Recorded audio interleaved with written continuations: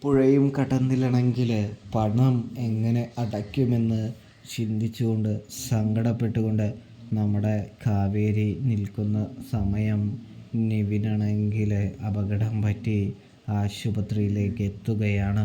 അങ്ങനെ നെവിനെ കണ്ടതും എന്താ പറ്റിയത് എന്ന് ചോദിച്ചുകൊണ്ട് തന്നെ നമ്മുടെ കാവേരിയാണെങ്കിൽ എത്തുമ്പോൾ നിവിൻ്റെ ഭാര്യ എന്ന് പറയുന്ന ജയപാലൻ്റെ മകള് പറയുന്നുണ്ട്, മര്യാദയ്ക്ക് നീ ഇവിടുന്ന് പോയിക്കോ, നീ നിൻ്റെ കാര്യം നോക്കിയാൽ മതി എന്ന് പറഞ്ഞ് ആട്ടി ഓടിക്കുന്നത് കാണാം. എൻ്റെ ഭർത്താവിൻ്റെ കാര്യം നോക്കാൻ എനിക്കറിയാമെന്ന് പറയുന്നു. ഇവിടെ പണം കെട്ടിവെക്കാതെ ചികിത്സ നടക്കാത്തത് കൊണ്ട് തന്നെ ചികിത്സ നടത്താൻ വേണ്ടി പണത്തിനായിട്ട് നെട്ടോട്ടോടാണ് കാവേരിയും വിനീതും ഗംഗയും എന്ന് കാണാനായിട്ട് സാധിക്കും പ്രേക്ഷകരെ, പ്രിയ കൂട്ടുകാരെ. അവർക്ക് പണം കിട്ടുമോ ഇല്ലയോ എന്നൊക്കെ കണ്ട് തന്നെ കാണാം.